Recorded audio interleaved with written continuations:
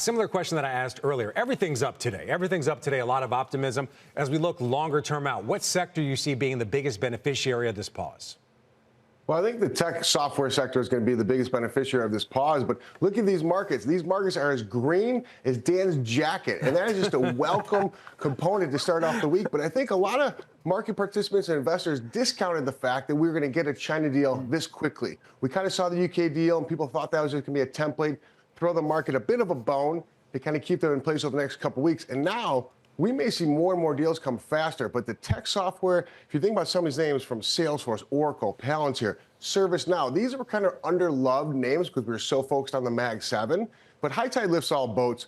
We're seeing Nvidia up about 7.5%, seeing Tesla up 8%. You're going to see a short covering, rocking rally that's going to be green all day, just like that coat Dan has on.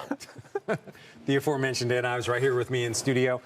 So he picked out software. I want to ask you, we're talking about the Mag 7 and really mega cap tech. Who's the biggest beneficiary of this pause, at least in the near to medium term? I mean, Nvidia. Ultimately, if you look at this, I mean, they're going to be one, especially given the China tariffs that were, I think, most impacted. And of course, we'll see what happens with the H20. But I agree with Jeff. I thought Jeff would actually be wearing a green jacket, too. If you look at the massive AI Palantir, you look at this AI revolution trade, you know, ServiceNow, Salesforce. Look, this, if you're a tech investor, this is a dream scenario. No one thought this weekend would yield results like this. And that's why I believe new highs for tech, new highs for the market, they're now on the table with what we saw happen this weekend. By the way, we're also seeing a lot of big upside moves for companies like Dell, obviously, device makers and people like that source a lot of different components and things from China as well. They're getting a big boost. You mentioned Palantir, though. I do want to ask you, there was one part of the press conference that Treasury Secretary Scott Bessent mentioned is that this administration, while this trade deal is done, they're still focused on reducing federal spending and debt. Is that a concern for any tech companies in particular? Is that a concern for a Palantir that gets about half of its revenue from the government? Yeah, I think it's actually a positive for names like Palantir, because I think as that happens, more and more of the software names, I could say that could be bullish for Oracle, could actually be bullish for Microsoft as well. But I think Palantir is actually one, it's the opposite. It's actually a beneficiary. Look, meritocracy, as that plays out, more and more goes to software. But you take a step back, as Jeff said, I mean, this is, if you're a bull today, it's going to be a great day. All right. Jeff, I want to come back over to you. A different part of that press conference from the Treasury Secretary. He said he and his Chinese counterparts, they didn't talk about currency, but very important note, the dollar's up more than 1% this morning. We could see a rising dollar on the back of this. What does this mean for a lot of companies, especially S&P companies that do a lot of business overseas? Is that something you're going to watch as we go into earnings season? And by the way, we had a fantastic earnings season. What do you think all this means for Q2 earnings? Well, currencies are always going to be a focus of ours, but at the end of the day, the U.S. dollar came down from that 110 level after we go back to November 5th, the election. So we've seen that depreciation of the dollar. So these smaller moves, I'm okay with, as long as we kind of stay tethered to par. What's fascinating is to see the market here has the ability to jump higher above this technical level, the S&P 500. And if you think about going into earnings seasons, we saw revisions. We looked for growth at 12.2%. They got revised down to 7.7%. As of now, with 90% of the S&P 500 already reporting, we are seeing over 13%. So we're going to see where it all comes in. But this was a better than expected. We saw a ton of buybacks. So there's a lot of euphoria. And I think if you are a bear right now and you haven't covered, you are going to get pushed into the hurt locker tape, because we are now above the 200-day moving average, which we've focused on for quite some time. 57.50 was that level in the S&P 500. We're basically right now almost at the highs at 58.30. So this is going to be an interesting day to see if there's short covering, if there's sustainability, and maybe we get another deal, Dan. Yeah, there is potential for another deal. I mean, Dan, before I get to you, Jeff, you actually gave us a pick for today. It was Boeing. Now, Boeing's had some back and forth when it comes to China.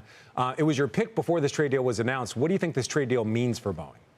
I wrote about Boeing on Friday in my Options Pro article I put out weekly, Frank, but it's interesting. This is an essential name. This is a buy what you need name. We're seeing orders come in. They have a great backlog, but you're absolutely right. The chart has been pretty sideways, and it hasn't really recovered. It was trading up above 300 pre-COVID. So I think you're going to see Boeing get its groove back. You're going to see demand. You're going to see global demand come back in. And I think it has the ability. It's over $200, $201 right now in the pre-market. And I think you'll see it go back up to $250 where it belongs. Yeah, we saw some headlines a few weeks ago that China was actually sending some Boeing planes back, but you would imagine this would be overall good for that stock. Dan, I want to come back over to you. We actually had you on initially to talk cybersecurity. You gave us some top picks in that space. Are cybersecurity stocks impacted by this trade deal? Are there other parts of the tech landscape that you see as potentially impacted? You also cover EVs. It's very important to note Tesla getting a big boost from this news. It's a golden age for cybersecurity. I think what Jeff hit on too, when it comes to the software side, as a second, third derivative beneficiary of AI, this is bullish. I mean, you look at names like Palo Alto, CrowdStrike, Zscaler, CyberArk. I think even names like Checkpoint. And I think it speaks to what we're seeing in terms of tech. In terms of EV for Tesla, you talk about Nvidia being, what I believe one of the biggest beneficiaries from this. Tesla's going to be a huge beneficiary in terms of what we see on this de-escalation of the U.S. China, tariffs. And look, I think Tesla's won. A lot of those dark days are now in the rearview mirror. One thing we have to ask you about is Microsoft and OpenAI. Some new announcements about the deal between them and the effort to turn this into a for-profit company. Very quickly, your take? I think that's a smart move. I think Nadella is going to ultimately, he's playing this exactly like you want to see it. And I think that's going to continue to be a huge partnership for Microsoft. It's our view, Redmond as a stock, that could have a 5 in front of it. All right, Jeff, I'm going to give you the last word right now. We've been talking a lot about what's going to do well. Pharma sector's under some pressure. It's very important to note that. The president expected to sign an executive order. After this trade deal, are there some parts of the market that you're staying away from? Are there some parts that you see as being a little bit trickier? Well, I think utilities, which have been a safe haven, you've seen a lot of profits and investors go into utilities. I think it's time to trim that back. I think it's time to put some more beta in your portfolio. And we're going to have to see how the market takes in. But look at the VIX going under 20 today. That's a really big deal, Frank, because the VIX was over 60 just in April a few weeks ago.